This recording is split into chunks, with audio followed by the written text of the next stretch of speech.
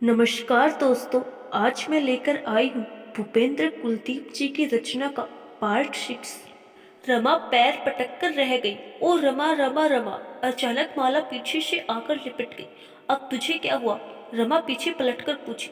मुझे पहले से ही अंदाजा हो गया था कि तेरे और अनुज सर के बीच पक्का कोई लफड़ा है। वो चहकते हुए बोली। जिस तरह तुम लोग एक दूसरे को देखते हो ना, वैसे सिर्फ प्रेमी लोग एक दूसरे को देखते हैं।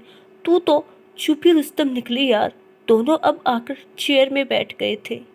पर एक बात बता, जब तुम दोनों आपस में एक दूसरे को प्यार करते हो तो फिर अचानक ये अनुज की शक्ल कहाँ से आ गई? फिर रमा ने उसको पूरी बात विस्तार से बताई। तो तुम अब क्या करोगी रमा? माला ने पूछा। मैं तो पहले शेखर का इंतजार करूंगी और क्या। वो आ जाए तो हो सकता है सभी चीज क्लियर हो जाए।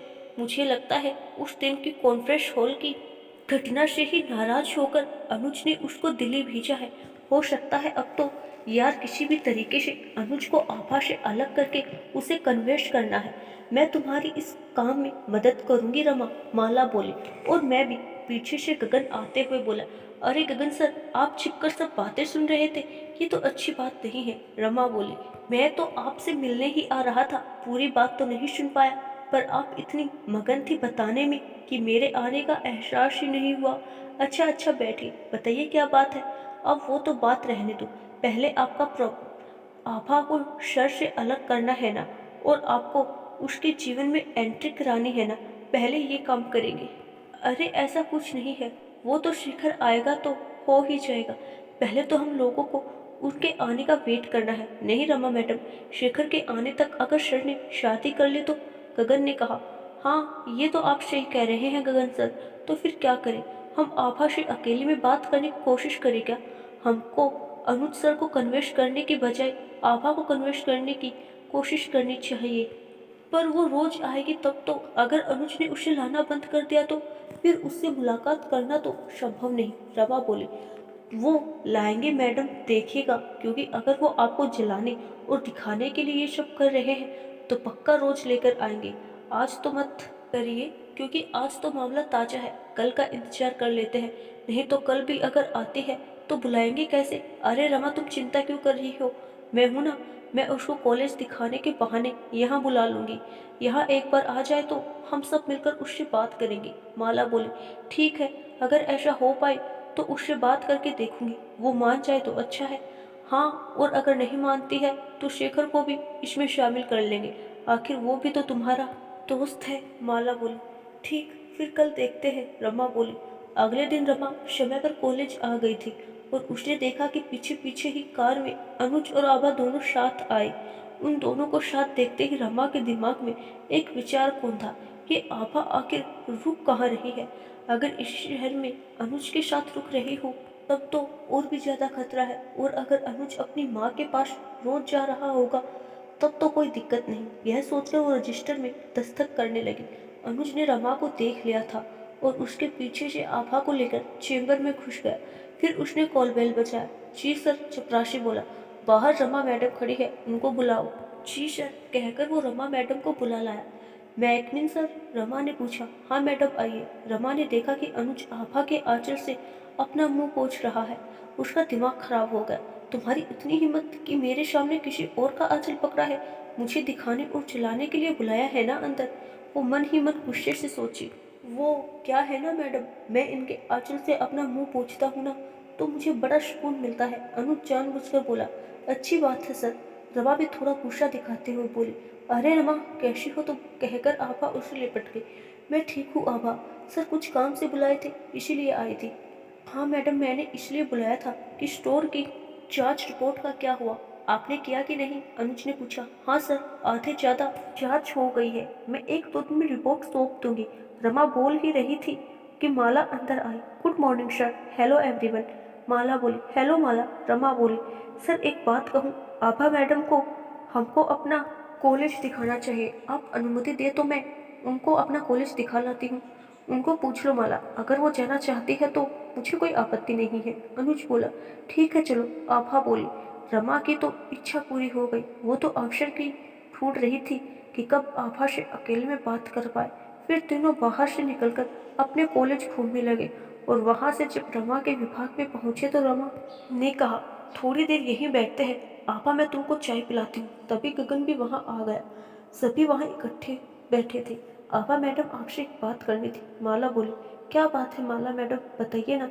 अनुज से रमा मैडम से बदला लेने के लिए शादी कर रहे हैं। क्या क्या कहा मैडम आपने? बदला लेने के लिए? मैं समझी नहीं। हाँ मैडम, एक्चुअली में रमा मैडम और अनुज सर एक दूसरे को बहुत प्यार करते हैं। माला बोली। ये कैसे संभव है मैडम? अगर यही बात होती तो वो मुझसे सगाई क्यों करता? क्यों रमा, तुमने उसे शादी से मना किया, तभी तो वो मुझसे शादी कर रहा है ना? हाँ आभा, पर ये अधूरा सच है, मैं भी उससे बहुत प्यार करती हूँ। आभा, रमा बोली।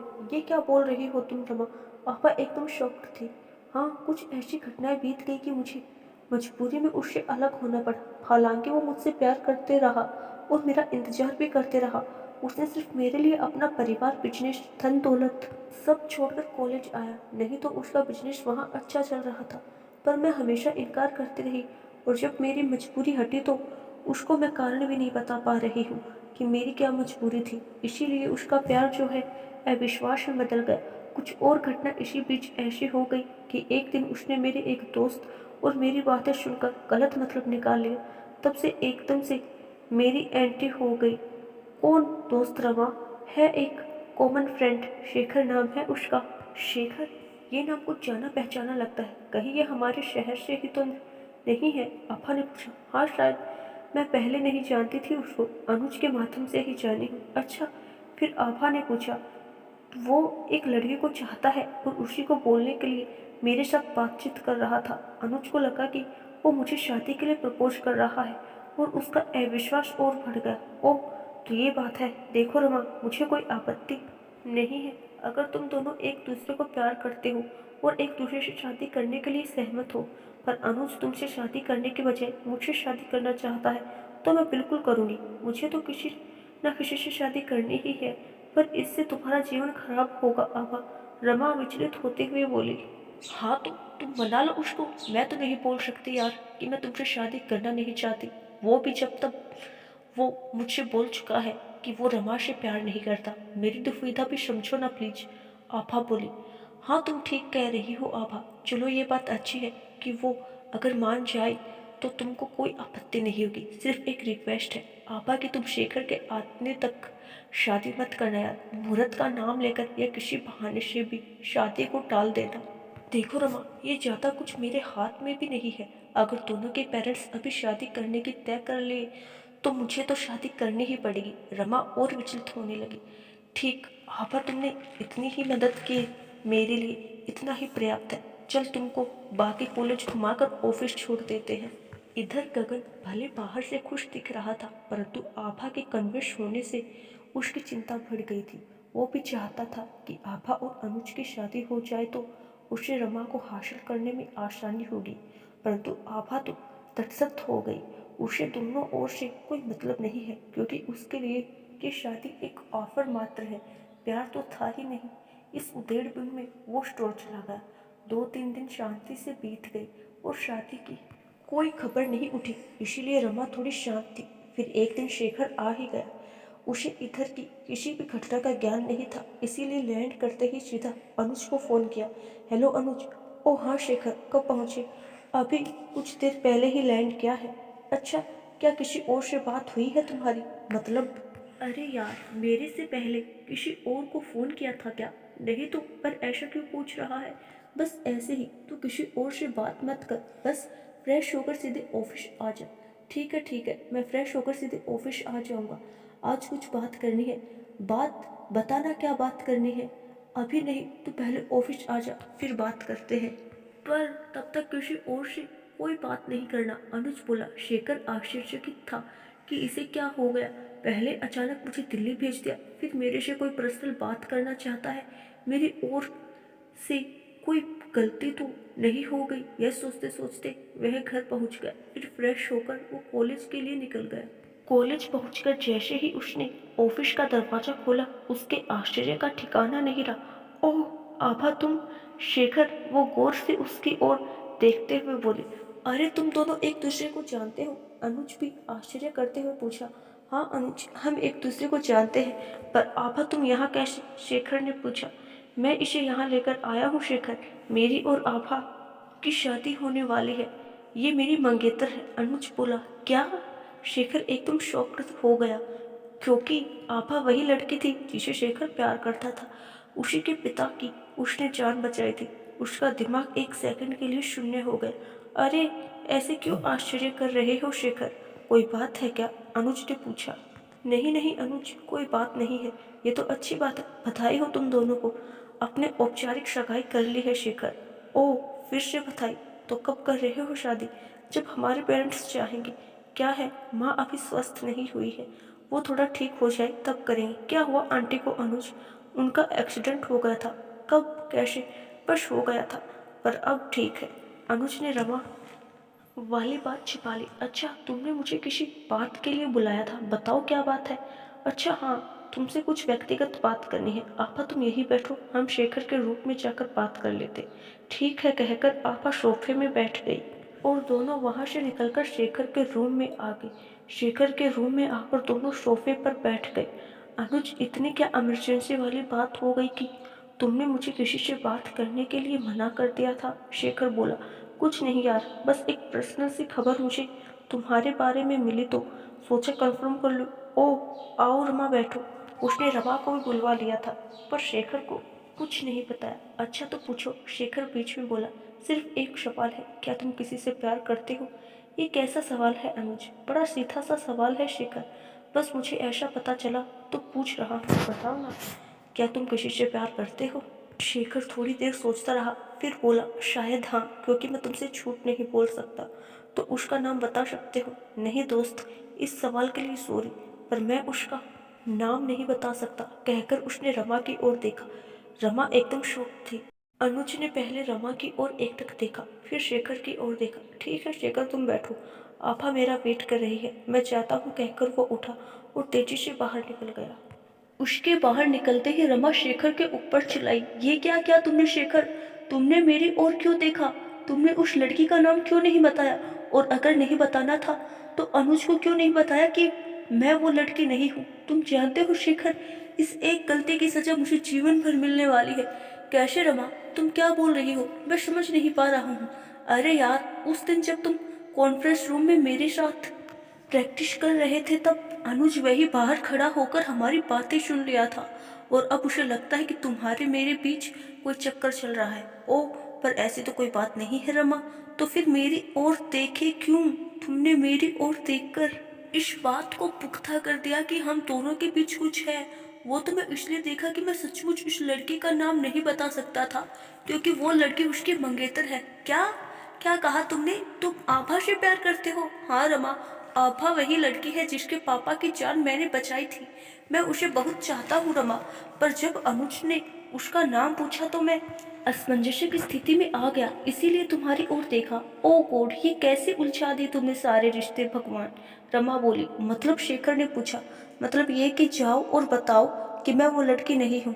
मैं कैसे बता दूँ रमा कि तुम वो लड़की नहीं हो और आभा ही वो लड़की है?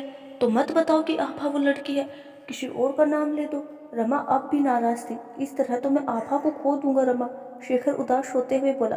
पर मैं तो बदनाम हो रही हूँ शेखर, प्लीज इस बात को समझो। वो तो यही समझ रहा है कि हम दोनों के बीच कुछ है। यह बात तो खुद ही समाप्त हो जाएगी रमा जब आभा मेरे पास आ जाएगी। तुम भी इस बात को समझो ना शेखर, बोला। अरे यार, तुम दोनों के बीच मैं पिसी जा रही हूँ तो क्या हुआ? तुम मेरी दोस्त नहीं हो? मुझे आभा दिला तो अनुज खुद ही समझ जाएगा कि हम दोनों के बीच कुछ भी नहीं है। रमा ने सिर पकड़ लिया, पर शेखर कुछ सुनने के लिए तैयार ही नहीं था, और अपने और अनुज के बारे में शेखर को कुछ बताना नहीं चाह रही थी। ठीक है शेखर, पहली बात तो ये है कि आभा जानती ही नहीं कि तुम उससे प्यार करते हो। उसको भी बता पाओगे या नहीं बता पाओगे? बताऊंगा ना, पर कैसे बताऊं वो हम देख लेंगे। पर वो तुम्हारे प्यार को स्वीकार कर लेगी, इस बात की क्या गारंटी है? हाँ, इसकी तो कोई गारंटी नहीं है, पर बोलूँगा तभी तो पता चलेगा। तो फिर ठीक है, मैं आज कल में उसे अपने विभाग बुलाती हूँ। अगर वो आई तो मैं तुम्हें फ़ोन कर दूँगी, तुम आ जाना। मैं तो बता ही दूँगी, और संभव हुआ तो तुम छत में चले जाना, मैं उसे वहीं भेज दूँगी। तुम दोनों अकेले में बात कर पाओगे। इधर अनुज को यकीन हो चला था कि शेखर और रमा के बीच पक्का रिश्ता है। रमा चाहे उसे माने या ना माने, हो सकता है वो झूठ बोल रही हो, पर शेखर क्यों झूठ बोलेगा? उसे तो रमा की ओर ही देखा था। जब मैंने उस लड़के का नाम पूछा था, चलो आभा मुझे घर जाना है, अनुज आभा को बोला। अचानक अनुज, अचानक क्या हो गया तुम्हें? कोई दिक्कत है क्या? आभा पूछी। नहीं कोई दिक्कत नहीं, बस मेरा मूड ठीक नहीं है। तुम अपने मम्मी पापा से बात करो, मुझे जल्दी ही शादी करनी है तुमसे। आभा आश्चर्यचकित थी। ठीक है चलो, मैं बात करती हूँ अपने घर में, कहकर उठी और बाहर निकल गई। दोनों कार में बैठकर निकल गए। अनुज आभा को छोड़कर वापस आ गया था। घर में घुसते ही उसका सामना मधु से हो गया। मधु ने देखा कि अनुज का मूड कुछ उखड़ा उखड़ा है। क्या हुआ भाई, नाराज दिख रहे हो? फिर कुछ हुआ क्या? कुछ नहीं, बस मूड ठीक नहीं है।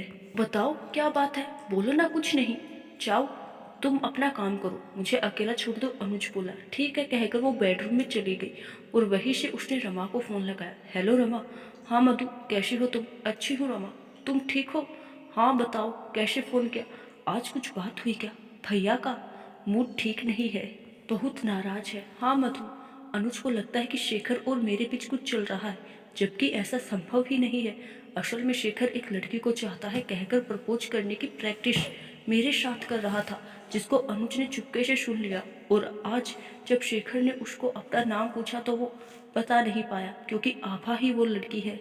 ओहो, ये तो पूरा मामला ही उलझ गया, मधु बोली। अब अगर अनुज को मैं या शेखर को बताती हूँ कि आभा ही वो लड़की है, तो वो हमको गलत समझेगा, क्योंकि आभा तो शेखर को प्यार ही नहीं करती। शेखर का प्यार अब भी एक तरफा ही है। बहुत परेशानी है मधु, मैं बीच में फंस गई हूँ। अब तुम ही बताओ क्या करूँ? रमा बोली। शेखर को बोलो कि आभा को ये बात बताए, मधु बोली। बस मैं भी उसको यही बोली कि वो तुरंत आभा से बात करे, परंतु वो अनुज के साथ निकल गई, रमा बोली। और आभा ने मना कर दिया तो? मधु ने शंका जाहिर की। वही तो डर है मधु, अगर उसने अनुज से ही शादी करने की सोच ली होगी, तब तो मेरा जीवन नर्क हो जाएगा। क्या करूँ, कुछ समझ में नहीं आ रहा है। तुम भी बात करो ना आभा से। मैं कैसे बात करूं, मैं तो उसे ठीक से जानती भी नहीं हूँ, मधु बोली। कल जब वो उसे लेने जाए तो तुम भी अनुज के साथ जाना और आभा के साथ ही कॉलेज आना। कोशिश करना कि उसे लेकर मेरे पास विभाग में आ सको, फिर हम लोग यहाँ बैठकर उसे समझाएंगे। मैंने शेखर को छत पर जाने के लिए कहा है, उन दोनों को अकेले में बात हो तो बेहतर है। ठीक है, मैं कल आती हूँ साथ में। ओके बाय, कहकर मधु ने फोन रख दिया। दूसरे दिन अनुज जब तैयार होकर हॉल में आया तो मधु भी तैयार होकर खड़ी थी। अरे मधु, तुम कैसे तैयार हो, कहीं छोड़ दूं क्या? नहीं भैया, आज मैं आपके साथ ही चलूंगी, घर में मैं बोर ही होती हूँ। अच्छा ठीक है फिर चलो, कहकर दोनों गाड़ी में बैठकर निकल गई। वो वहाँ से निकलकर आभा को लेने गई और वहीं से वो कॉलेज आ गई। कॉलेज पहुंचकर मधु बहाना ढूंढने लगी कि किस तरह आभा को वहाँ से हटाकर रमा के पास ले जाया जाए। सभी सोफे पर चुपचाप बैठे थे। आभा, क्या तुमने अपने मम्मी पापा से बात की? अनुज ने पूछा। हाँ अनुज, मैंने बात की है, उनका कहना है कि वो कभी भी तैयार है, देरी तो तुम्हारी ओर से है। ठीक है, मैं माँ से बात करके दिन तय कर लेता हूँ। भैया इतनी जल्दी क्या है, पहले माँ को पूरी तरह ठीक हो जाने दो। बात टालने के लिए मधु बोली। नहीं मधु, मुझे अब नहीं रुकना है, मुझे तत्काल शादी करनी है। वो क्यों भैया? बस ऐसे ही, मैं बहुत सारी चिंताओं से मुक्त होना चाहता हूँ। ठीक है भैया, मैं आभा थोड़ा कैंटीन होकर आते हैं। ठीक है जाओ, अनुज बोला। मधु को अवसर मिल गया था, वो उसे लेकर चुपचाप रमा के विभाग में चली आई। ओ मधु, आभा, आओ आओ बैठो। क्या हाल है रमा? आभा ने पूछा। ठीक ही हूँ आभा, बैठो ना। क्या खबर है अनुज की? वो मुझसे तत्काल शादी करना चाहता है रमा, आभा बोली। ओ, तो मुझसे बदले की आग को शांत करने के लिए वो तुम्हारा जीवन बर्बाद करना चाहता है आभा? मैं समझी नहीं रमा। देखो आभा, अभी कुछ दिन पहले शेखर और मेरे बीच एक बातचीत से उसके मन में एक गलत फहमी उत्पन्न हो गई, जिसको शांत करने और सिर्फ मुझे दिखाने के लिए वो तुमसे शादी करना चाह। रमा बोली। शेखर और तुम्हारे बीच? मैं कुछ समझी नहीं। क्या हुआ आभा कि शेखर एक लड़की से बहुत प्यार करता है और उसे बताने की प्रैक्टिस वो मेरे साथ कर रहा था कॉन्फ्रेंस रूम में, जिसे अनुज ने सुन लिया और गलत फहमी का शिकार हो गया। ओह, ये तो आसान बात है, शेखर को बता देना चाहिए कि वो लड़की तुम नहीं हो, कोई और है। वो नहीं बता सकता आभा, क्योंकि जिस लड़की से वो प्यार करता है वो अनुज की मंगेतर है। रमा उसकी आंखों में देखते हुए बोली। क्या मतलब? मैं? हाँ आभा, तुमसे वो बहुत प्यार करता है। हाँ, मेरा यकीन मानो, परंतु वो कभी तुमसे कहने का साहस नहीं जुटा पाया। ये सही कह रहे आभा, मधु बीच में बोले।